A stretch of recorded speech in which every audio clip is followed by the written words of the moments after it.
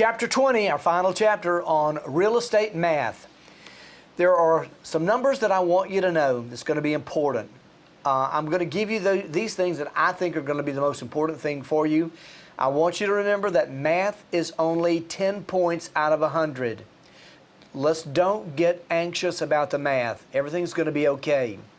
First of all, I want you to remember that the number of square feet in an acre, 43,560 square feet in an acre. An easy way to remember that is 7-Eleven. Those 7-Eleven convenience stores, 4 and 3 is 7, 5 and 6 is 11. That's going to be an important number for you to know. Now, regarding some of the things that you're going to be tested on, obviously there's going to be some common areas that you're going to need to know. So you're going to have to understand base and height. Base times the height is going to give you what that space is worth. There's going to be some questions on the appraisal section as well. So you're going to have to know how to do the comparative market analysis or the comparable sales approach. And just remember in that one, remember Robin Hood. If the comparable is better than, you're going to take away from it. If the comparable is inferior, you add to it.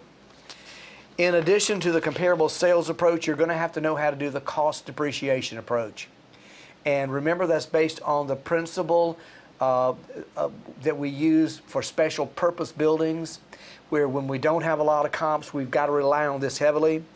In the cost depreciation, remember, we're separating the building from the land. Only the building depreciates, the land does not depreciate, so we have to factor in how much is that building depreciated, then add the land back in with it. And there's some great examples in your textbook that you need to cover. And then the last approach in the appraisal section is going to be on both the income capitalization approach, which is your formula, I over RV, net income, cap rate, value. Those are your three components. You'll need to know how to do that. You'll also be given a problem, I'm pretty sure, on the gross rent multiplier. That's my Vroom formula. Value, rent, multiplier. Remember, the income approach is based on net income. The Vroom formula is based on gross income. And from a testing standpoint, here's the easiest way to remember the difference. In your problem, if you see the word cap rate, think IRV. Cap rate, IRV. If you see the word multiplier, think Vroom. That's how we need to separate those out. In addition to your appraisal section, you're going to have a question or two on the investment. Now, I'm going to tell you the one that's probably going to be, that's going to show up, is going to be your percent of profit. That's your made over paid. Remember how you calculate that? You're going to take what you paid for it, subtract it away from what you sold it for. That's going to give you your profit. Then you're going to take that profit and divide it by what you originally purchased it for, and that'll give you that percent of profit. Made over paid. You're going to have a problem on real estate taxes, I'm pretty sure. Just remember that real estate taxes are based on ad valorem taxes, which are based on millage rates. Remember that if your property is homesteaded, the first $25,000 of assessed value is going to be exempt. And if the property is assessed for a lot larger amount, you have a second exemption from $50,000 to $75,000. It's exempt except for the school district. You still have to pay taxes in that school district. So just make sure that you understand that. There's a test question that's going to throw you, I know. In order for you to get the additional exemptions, such as widow, blind, what have you, you first have to file homestead. So you have to understand, even though they may not tell you that it's a homesteaded property, if you're getting a widow or widower's exemption, you had to have filed homestead. Also, in terms of the special assessment, you're going to get one of those. Remember that special assessment means that the government has come in and improves your property. It's that front in front of your home, the improvement. And so remember, out of the two numbers, it's always the front number, the first number that's going to be the frontage of your house. All you'll do is you'll take that number times the cost. If the city's paying a certain percent, that means the property owner's paying the other percent.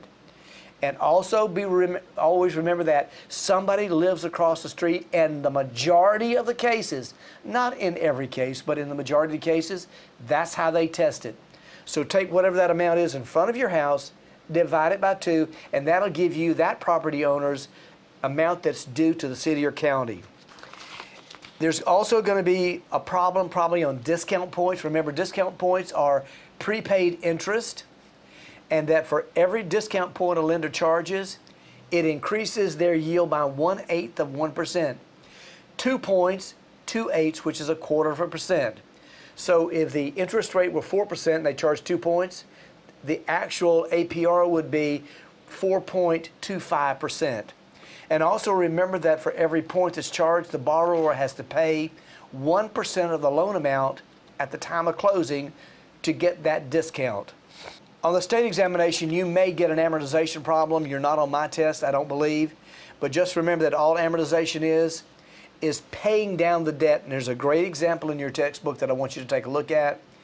It's just a matter of knowing that every payment that goes by, you pay a principal portion. That debt is being paid down. On your closing section, remember that there's going to be a test question on your commission. Identify the sales price of the property first, and what is the total commission amount. And then what you have to say, which part goes to the broker and which part goes to the sales associate. And so you've got to identify who's going to be getting what.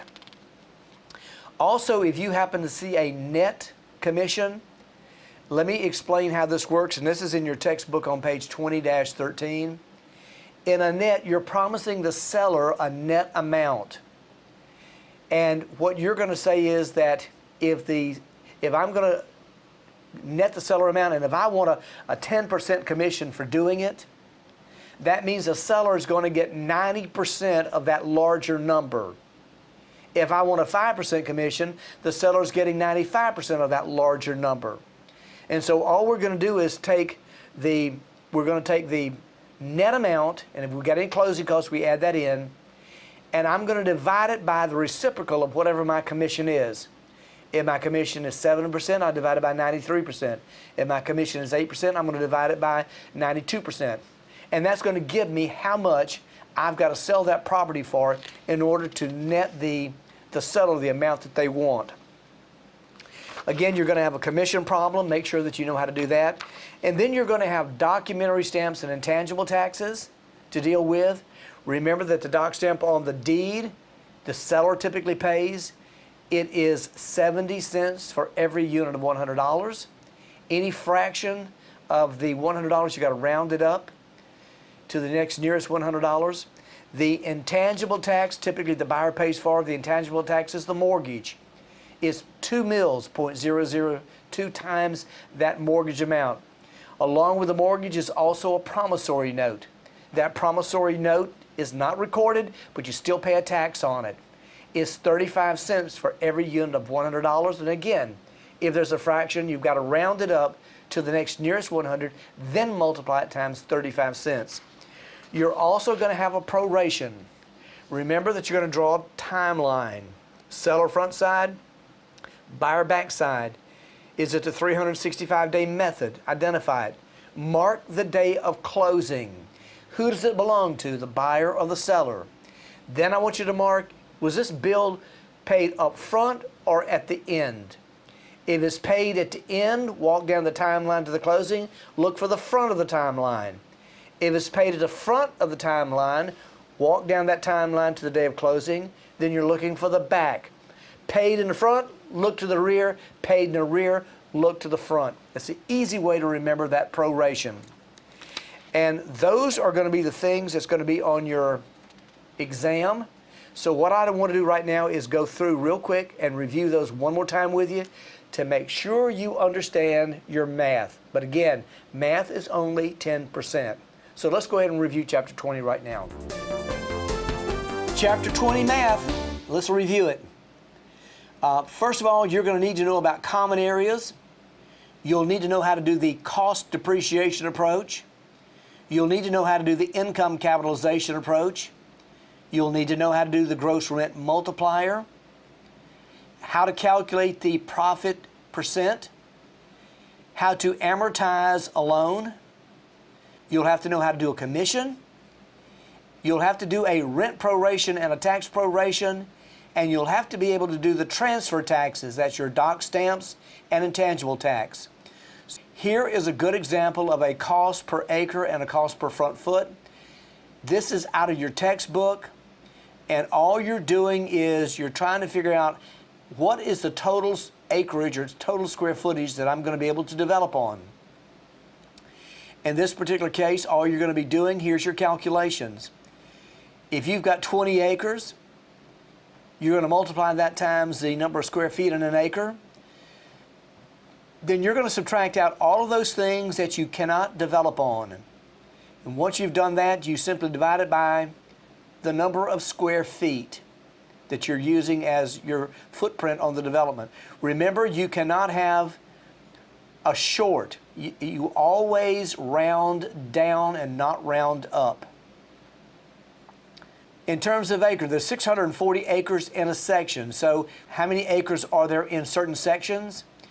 The example here, the northeast 1/4 or the northwest 1/4 or the southwest 1/4, all you're going to do is take 640 and divide by the bottom numbers.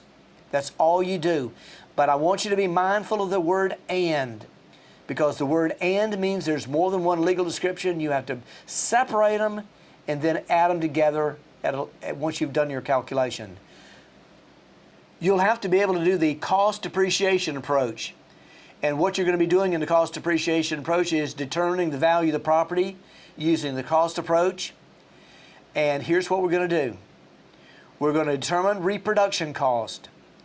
Then we're going to determine the accrued depreciation. And then we're going to subtract the depreciation from the reproduction cost. And that's going to tell us the depreciated value of the building. Then we add the land back into it, and that's going to give us our total depreciated value of the property.